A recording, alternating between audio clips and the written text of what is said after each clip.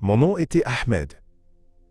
Jeune ingénieur qui était juge dans ma communauté et respecté, admiré. Dans les rues étroites de Lyon, entre les murs chargés de tradition, je portais la robe de la loi. Mais derrière ce masque se cachait un vide. Une ambition professionnelle consumante, un désir d'approbation, mais aussi un malaise insidieux.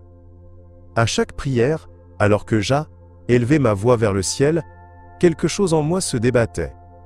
La lumière de ma foi, autrefois éclatante, semblait s'estomper. Il existe des moments charnières qui redéfinissent nos existences.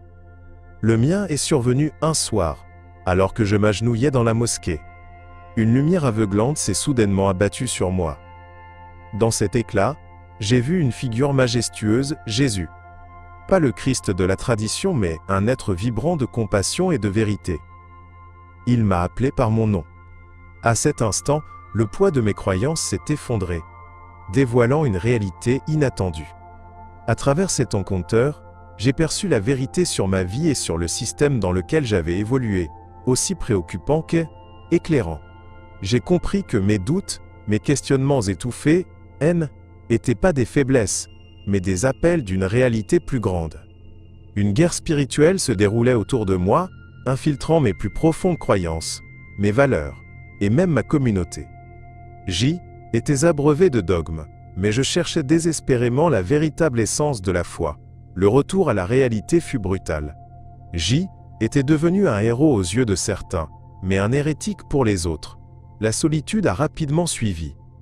Rejeté par ma famille, par une communauté qui, était si chère, j'ai commencé à explorer des vérités que je n'avais jamais osé envisager.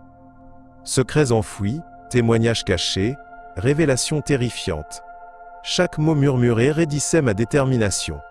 Mais cette quête n'était pas simplement pour moi. Elle était pour tous ceux emprisonnés par la peur et l'ignorance. J'ai rencontré d'autres âmes, perdues comme moi, luttant pour libérer leurs esprits des chaînes de la tradition. Dès lors, une mission s'est éveillée en moi. Partager ce que j'avais découvert, même au péril de ma vie.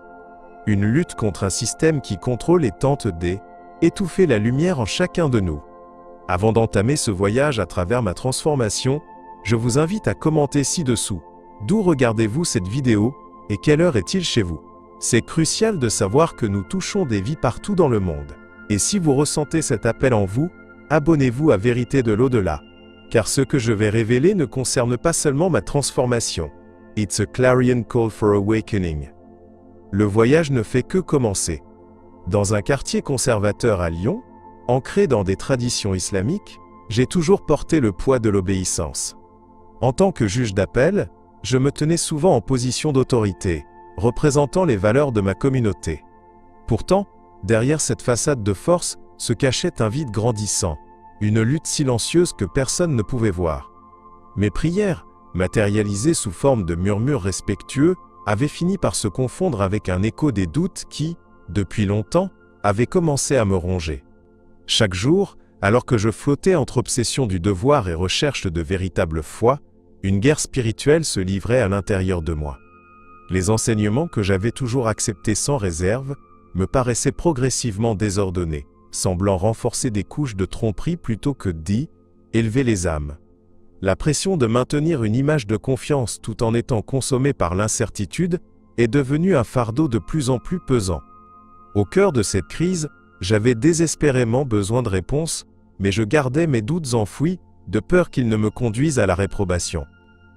Un soir, alors que je m'assoyais pour prier avec une intensité que je n'avais jamais ressentie auparavant, une lumière radieuse a commencé à m'envelopper. C'était une lumière divine, presque tangible. Et là, dans cet éclat, j'ai vu Jésus. Sa présence était d'une douceur infinie, mais il émanait également une force impressionnante. Dans cette rencontre, il a commencé à m'enseigner des vérités qui brisaient mes chaînes. Il a dévoilé les vérités sous-jacentes de notre société, la manipulation insidieuse par Yves qui s'infiltrait dans nos croyances pour nous contrôler, maintenant un agenda caché visant à préserver leur pouvoir. Ce que j'ai compris à ce moment fut que les disciplines et les traditions qui semblaient initialement offrir une structure ne faisaient souvent que maintenir l'ignorance. Jésus m'a révélé que la guerre spirituelle que je ressentais n'était pas seulement ma lutte personnelle, mais un combat que beaucoup d'autres vivaient silencieusement, piégés dans cette tromperie. J'ai vu les blessures causées par la division et la souffrance, engendrées non pas seulement par des conflits physiques, mais par la manipulation des esprits. En sortant de cette expérience, mon cœur était empli d'une nouvelle détermination. Je savais que ma mission ne pouvait pas se limiter à garder le silence. Je voulais partager ces vérités avec ma communauté, briser les chaînes de l'ignorance et aider les gens à ouvrir les yeux sur la réalité de leur existence. Mais en même temps, je savais que parler de Jésus et des enseignements qu'il m'avait révélés pourrait me coûter cher. La peur du rejet par ceux que j'aimais le plus me hantait. Dans cette lutte entre mes désirs et mes peurs, je suis resté éveillé la nuit, pris dans un tourbillon d'émotions, déterminé à faire entendre ma voix. À 35 ans, j'étais un juge d'appel respecté à Lyon, vêtu de manière conservatrice et arborant une stature d'autorité. À l'extérieur, je projetais l'image d'un homme accompli, ayant tout pour réussir. Cependant, derrière cette façade se cachait un vide émotionnel que je ne pouvais ignorer. Chaque jugement prononcé, chaque décision rendue, semblait se perdre dans un océan de désillusions. La guerre spirituelle qui se déroulait en moi était devenue un combat interne.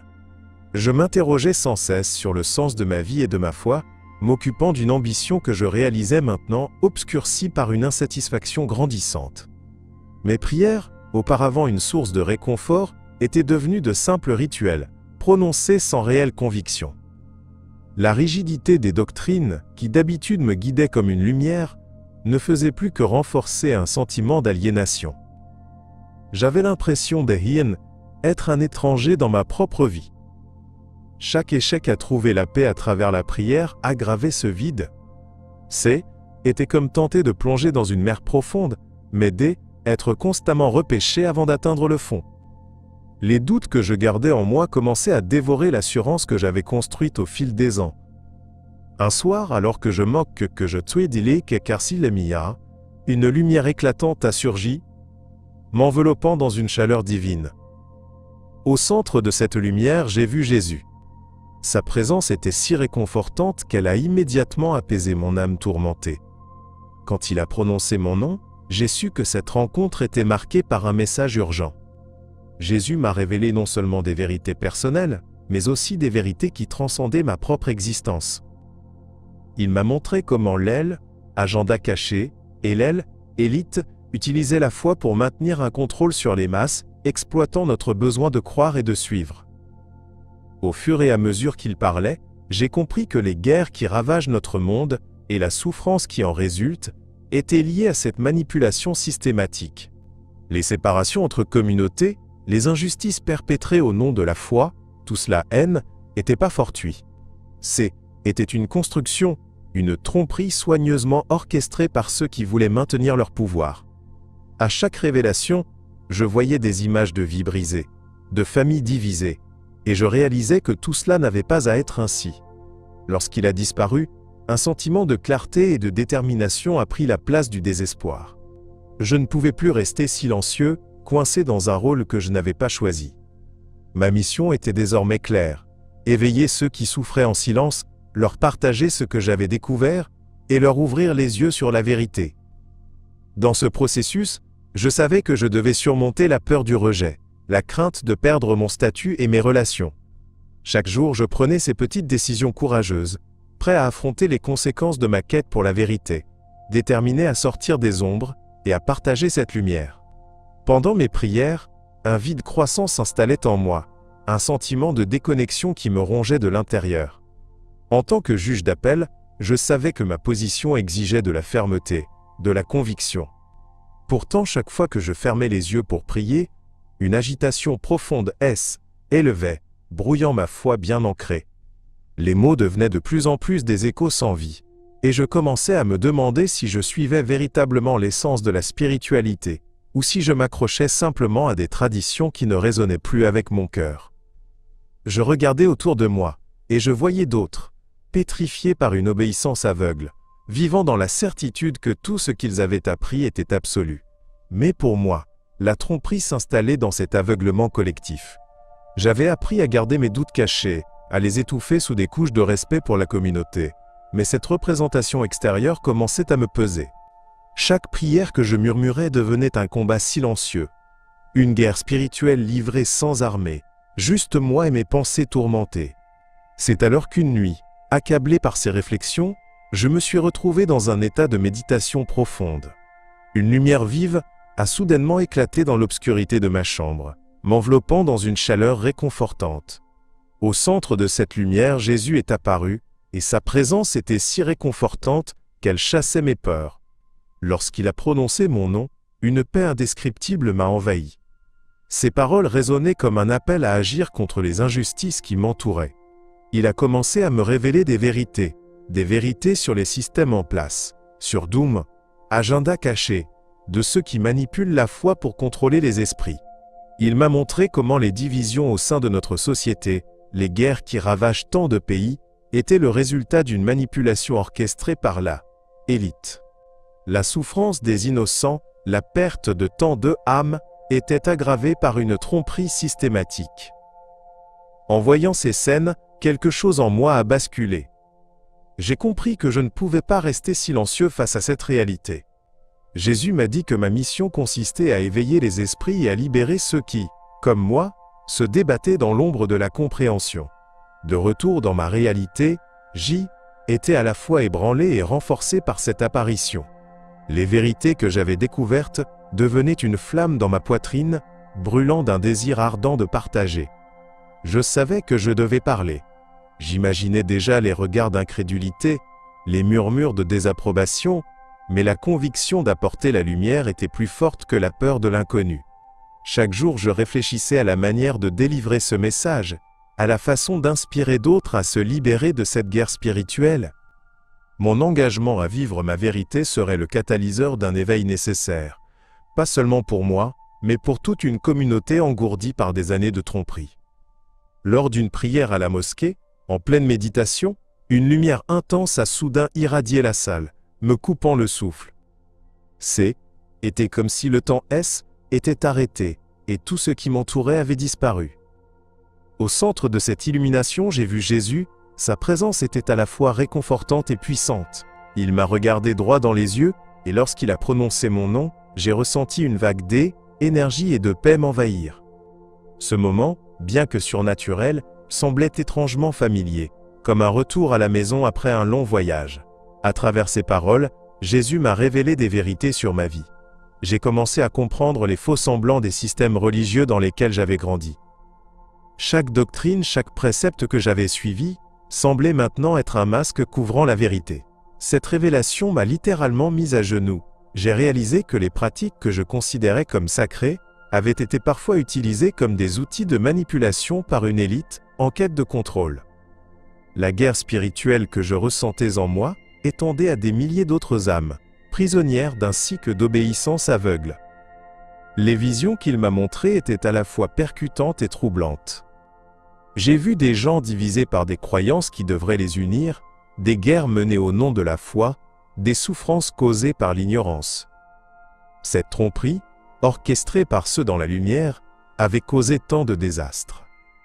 Sentant ce poids immense, je compris que ma voix, en tant que juge, pouvait devenir un instrument de changement. Mais à quel prix? Comment pourrais-je dénoncer ce contrôle sans risquer mon statut, mes relations, ma sécurité? Les jours qui suivirent cette expérience étaient marqués par une agitation intérieure. J'avais reçu une importante responsabilité, et chaque prière devenait un échange entre moi et cette lumière divine qui m'avait été révélée. Une lutte se déroulait dans chaque réunion, chaque interaction avec ma communauté. Le désir de partager cette vérité se heurtait à la peur d'être rejeté, de perdre tout ce que j'avais construit. Mais la nécessité de combattre cette guerre spirituelle était devenue une partie intégrante de ma vie. Pour chaque âme que je rencontrais, je savais que j'avais l'occasion de semer une graine de vérité. Je me suis donc immergé dans cette mission, cherchant à éveiller les consciences, à illuminer les esprits encore plongés dans l'ombre de l'ignorance. J'ai commencé à rassembler des amis qui ressentaient cette même lutte, partageant nos témoignages et nos découvertes. Ensemble, nous avons créé un petit groupe, une communauté de soutien, où chacun pouvait exprimer ses doutes sans craindre le jugement. Chaque rencontre était une opportunité d'échange, chaque histoire partagée devenait un pas vers un éveil collectif. Mais dans ce voyage, la peur du rejet demeurait constante. Je savais que le chemin serait semé d'embûches, mais malgré tout, la vérité brillait en moi, prête à être partagée avec le monde. Après cette expérience transcendantale, ma vie a basculé dans une direction que je n'aurais jamais pu prévoir. J. était Ahmed, un juge d'appel respecté, ancré dans mes traditions islamiques. Mais la révélation de Jésus avait ouvert des portes de compréhension que je ne pouvais plus refermer. En partageant cette lumière avec les autres, j'avais espéré inspirer un éveil, mais ce fut tout le contraire. À peine mes mots avaient-ils franchi le seuil de ma maison qu'ils sont devenus un cri de trahison aux oreilles de ma communauté. Ma famille, mes amis, tous voyaient en moi un étranger, une menace à l'ordre établi. Le rejet fut instantané. J'étais un hérétique. La solitude s'est installée, lourde et oppressante. À chaque instant, je ressentais un profond chagrin reflet de l'amour que j'avais pour ceux que je devais maintenant tenter de convaincre. Chaque regard de dédain était comme un coup de poignard, et la culpabilité me poursuivait inlassablement. Je ne voulais pas être le traître qui avait brisé l'unité familiale. Je voulais partager la vérité, mais je me heurtais à des murs d'incompréhension. J'étais piégé dans cette lutte intérieure entre le désir ardent d'apporter de la lumière et la peur paralysante de perdre mes racines. Les nuits étaient les plus douloureuses. Je me réveillais en pleurs, noyé sous les souvenirs d'une vie que je ne pouvais plus vivre. Je pensais à mes prières, autrefois un refuge. Maintenant, elles résonnaient comme un bruit de fond désincarné, à peine audible au-dessus de mon tourment. La guerre spirituelle qui faisait rage en moi m'amenait à m'interroger sur la nature même de ma croyance. Chaque prière tournée vers le ciel était une lutte contre l'obscurité, contre l'anxiété de ne pas être compris. Je me demandais souvent si l'éveil que j'avais vécu avait vraiment de l'importance dans un monde qui semblait s'accrocher désespérément à la tromperie. Un jour, au marché, j'ai croisé un ancien ami de mon enfance. Il m'a regardé avec un mélange de curiosité et de méfiance. Je l'ai vu hésiter avant de s'approcher de moi. Ce moment m'a rappelé combien ma vie avait changé. À ce moment-là, j'ai ressenti une opportunité de partager mon parcours. Mais les mots se sont bloqués dans ma gorge, et j'ai compris que la peur de perdre ce lien m'arrêtait. Pourtant, l'urgence de ma mission me brûlait de l'intérieur. Ces vérités que j'avais découvertes étaient plus importantes que mes propres craintes. Alors que je continuais à lutter contre ces sentiments, les discussions autour de moi se concentraient de plus en plus sur les tensions sociales, les guerres, et les enjeux politiques qui déchiraient notre société. La manipulation par l'élite était devenue un sujet brûlant, et je réalisais que mon expérience ne relevait pas seulement de l'individu, mais d'un phénomène collectif. La vérité, même si effrayante, devait être partagée. J'avais un devoir envers ceux qui, comme moi, affrontaient leur propre guerre spirituelle. Cette prise de conscience devenait de plus en plus pressante, et je savais que l'éveil était l'unique voie vers la rédemption, tant pour moi que pour ma communauté. En secret, j'ai commencé à explorer la Bible, attiré par les récits de transformation et de vérité qui s'y trouvaient.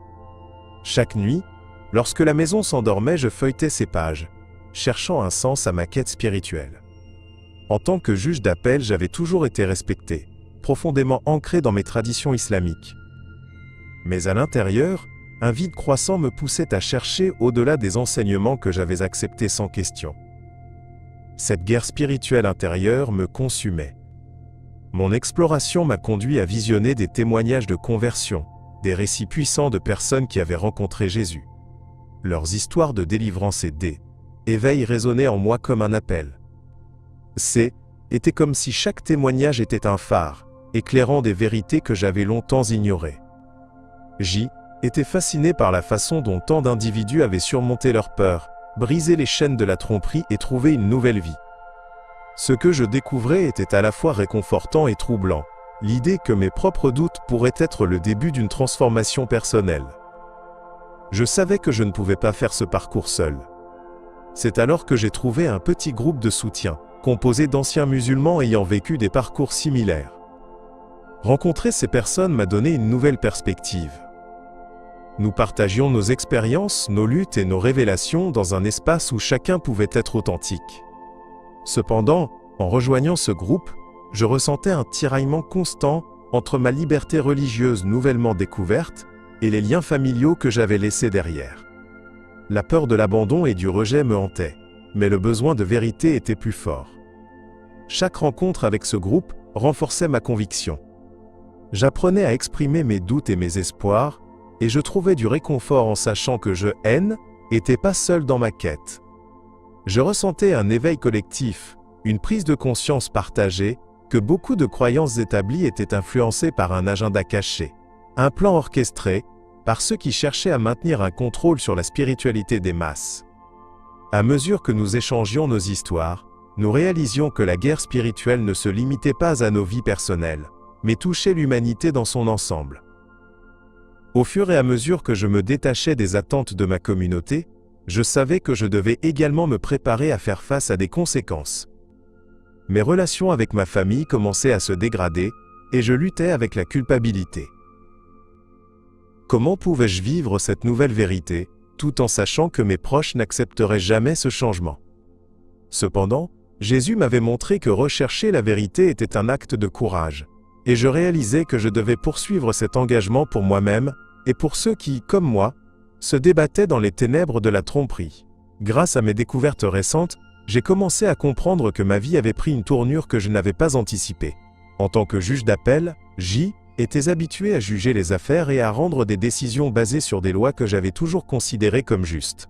Pourtant, après mes rencontres spirituelles, surtout lorsque Jésus est intervenu dans ma vie, une nouvelle réalité s'est progressivement dessinée devant moi. Ce que j'avais perçu comme des vérités absolues s'estompait lentement et il devenait évident que j'avais une mission plus grande, une obligation de partager ces révélations, même si cela comportait des risques. Je me rappelle encore ce moment où, dans un état de méditation profonde, la lumière divine a envahi mon être. Cette expérience a été un véritable tournant, révélant non seulement ma propre voix, mais la voix de milliers d'autres qui se battaient contre l'oppression et l'ignorance. Jésus m'a révélé que notre réalité collective était impactée par un agenda caché, un réseau de manipulation tissé par voile, élite qui contrôlait nos pensées et nos croyances. Chaque jour, en regardant autour de moi, je voyais cette tromperie, cette guerre spirituelle qui se déroulait, non seulement à l'intérieur de moi, mais aussi dans les cœurs de ceux qui avaient été élevés dans le même système. À partir de ce moment-là, j'ai compris que ma mission consistait à éveiller les consciences autour de moi. Je savais que parler de mes découvertes ici, dans ma communauté conservatrice, pouvait comporter des dangers réels. Pourtant, chaque âme éveillée devenait un phare dans la nuit, permettant à d'autres de voir la vérité qui se cachait derrière les ombres. Avec mes nouveaux amis qui partageaient des expériences similaires, nous avons commencé à diffuser un message d'espoir, un désir ardent de éveiller ceux qui demeuraient figés dans l'obscurité. Les discussions avec ce groupe étaient remplies de tension, mais aussi de détermination. Chacun de nous avait ressenti ce vide avant d'apercevoir la lumière. Nous partageons nos luttes personnelles, et au fur et à mesure de nos échanges, l'énergie de notre communauté grandissait. Nous savions que les guerres qui secouaient notre société, les atteintes aux droits humains et les injustices étaient le résultat d'une manipulation systématique de la foi. Comprendre ces vérités était essentiel pour nous permettre de changer le cours de notre destin collectif. Cependant, le doute et la peur demeuraient des compagnons omniprésents. Chaque interaction avec ma famille devenait un champ de bataille émotionnel, la culpabilité me pesant lourdement. Je savais que mes convictions pouvaient être perçues comme une trahison. Mais l'urgence de cette guerre spirituelle, cette lutte pour la vérité, n'était pas vaine. Je sentais que je devais poursuivre mon chemin, éveiller d'autres personnes, et faire ressortir cette lumière que Jésus avait mise en moi. Le poids de cette responsabilité était énorme, mais l'espoir de transformation était encore plus puissant. Avec une détermination sans précédent, j'ai pris la décision de quitter mon foyer.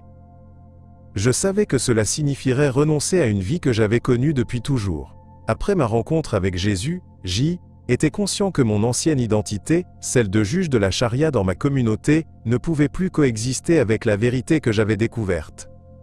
En tant qu'homme de loi respecté, J'avais toujours agi avec le principe d'une justice rigide.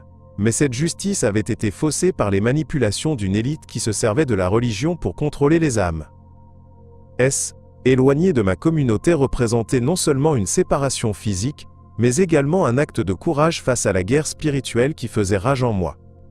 Je me rappelle encore de l'angoisse qui étreignait en prenant cette décision.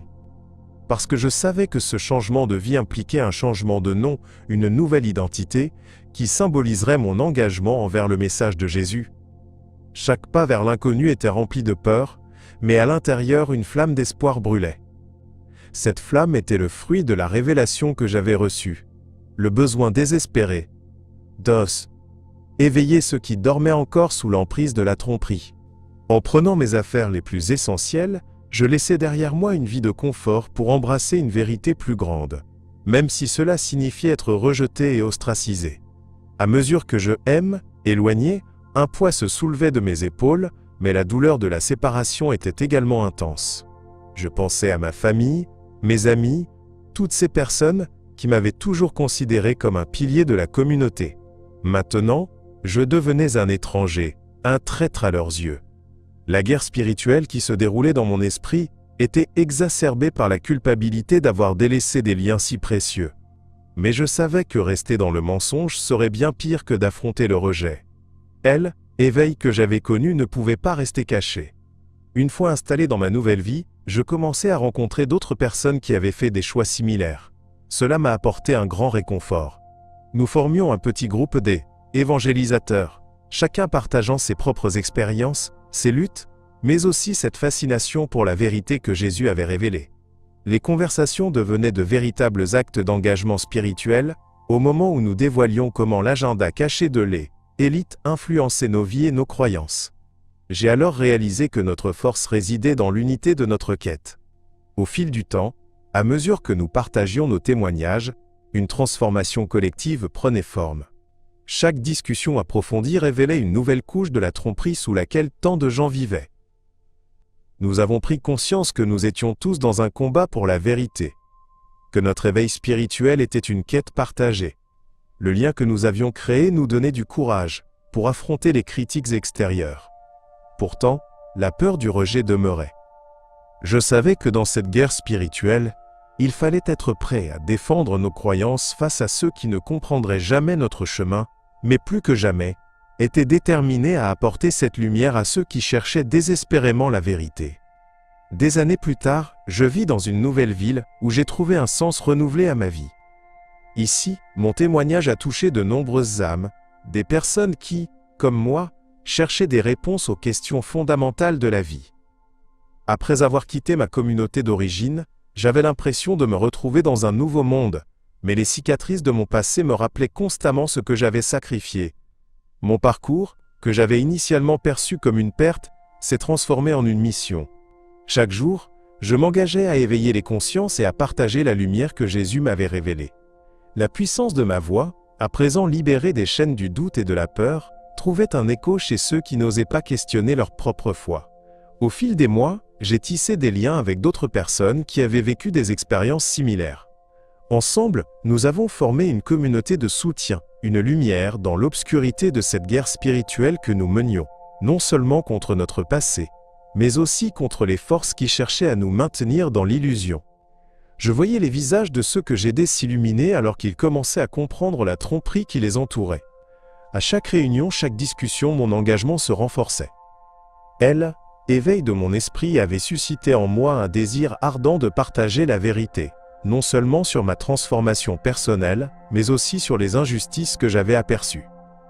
Mes expériences avec Jésus m'avaient ouvert les yeux sur l'agenda caché de l'élite, sur les manipulations orchestrées par ceux qui se servaient de la religion pour contrôler les masses. Cela me déchirait, car j'avais moi-même été témoin des conséquences de leur emprise sur les vies des gens.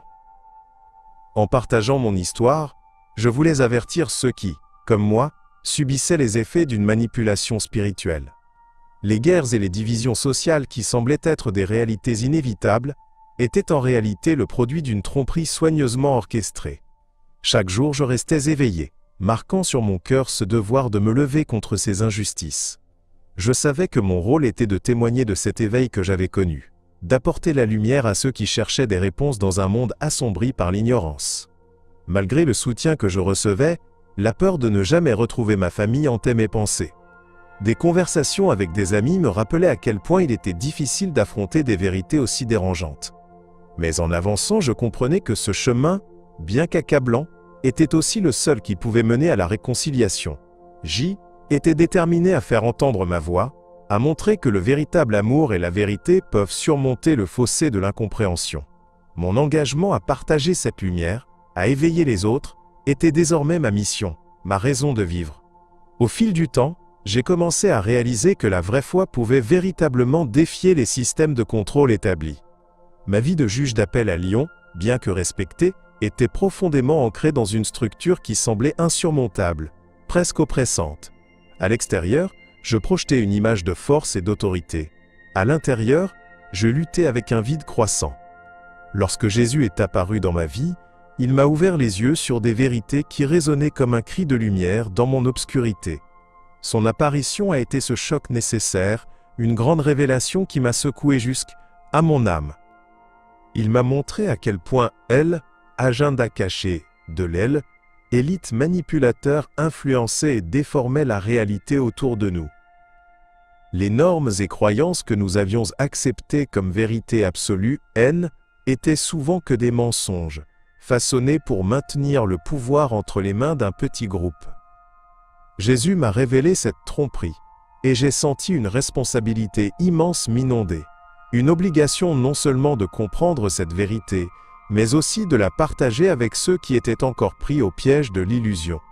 Au fur et à mesure que je réalisais l'ampleur de ces révélations, la guerre spirituelle à l'intérieur de moi prenait de l'ampleur. Chaque jour devenait un combat pour éveil, alors que je cherchais à trouver un équilibre entre la foi que je connaissais et la nouvelle lumière que j'avais reçue. Je voyais des gens autour de moi, mes amis, mes proches, qui vivaient dans cette même illusion. Mon cœur se serrait à la pensée que je pouvais les perdre en partageant cette vérité. Mais je savais que rester silencieux équivalait à une trahison envers moi-même. En plongeant dans des discussions avec d'autres, je me suis rendu compte que ces questions sur la foi et la tromperie résonnaient avec beaucoup d'entre eux. Ensemble, nous avons commencé à explorer ces vérités, à poser des questions difficiles sur la société, la politique et la spiritualité. Cette communion renforçait notre détermination à nous lever et à défier les normes qui nous tenaient emprisonnés. Nous étions unis dans notre quête de vérité, Mexil et Saas Nikator, étincelle d'un éveil collectif prenant forme alors que nous partagions des expériences et des révélations. Avec chaque nouvel échange, je réalisais que ma mission était d'apporter cette lumière à ceux qui en avaient besoin. La vérité a le pouvoir de libérer, et je me devais de jouer mon rôle dans cette guerre spirituelle, peu importe les sacrifices que cela impliquait. L'idée que Jésus appelle tous, même ceux qui se sentent les plus éloignés, m'a donné une nouvelle force. Alors que je partageais mon témoignage, je plongeais de plus en plus profondément dans l'urgence spirituelle qui m'entourait, déterminé à toucher autant de vies que possible. Éveil était en marche, et je savais que J était appelé à être l'instrument de cette transformation. Maintenant que tu as entendu mon récit, il est temps de te poser une question. Ressens-tu à chaque instant cette pression invisible qui façonne nos pensées et nos croyances? Comme si quelque chose de plus vaste se jouait en arrière-plan, influençant nos vies d'une manière que nous ne pouvons pas toujours comprendre? Car c'est en effet le cas. J'ai laissé derrière moi une existence où l'ambition et la tradition dominaient, pour embrasser une vérité plus profonde révélée par Jésus. En découvrant la manipulation insidieuse de notre société, par une élite cachée, j'ai compris que cette guerre spirituelle, n'était pas seulement la mienne, mais celle de tant de âmes perdues. Les chaînes de l'ignorance qui nous retiennent ensemble sont encore trop serrées. Jésus nous appelle à Sissa, éveil, à sortir des ombres de la tromperie. À présent, partage ton expérience. As-tu déjà ressenti ce tiraillement intérieur, cette urgence d'éveiller ta conscience face aux défis de notre époque? Dis-le nous dans les commentaires. Chacun de tes mots compte, car tu n'es pas seul dans cette lutte. Si ce message t'a touché, je t'invite à t'abonner à notre chaîne, Vérité de l'au-delà, et à activer la cloche des notifications. Ta voix et ton soutien peuvent faire briller la lumière de la vérité, là où l'ombre tente de dominer. Dans la prochaine vidéo, j'explorerai un autre témoignage puissant, celui d'un homme qui a osé défier les normes et a trouvé sa propre voie vers Jésus. Je suis Ahmed, et je te remercie d'avoir été avec moi dans ce voyage. N'oublie pas, chaque pas que nous faisons vers la vérité est une victoire sur la tromperie.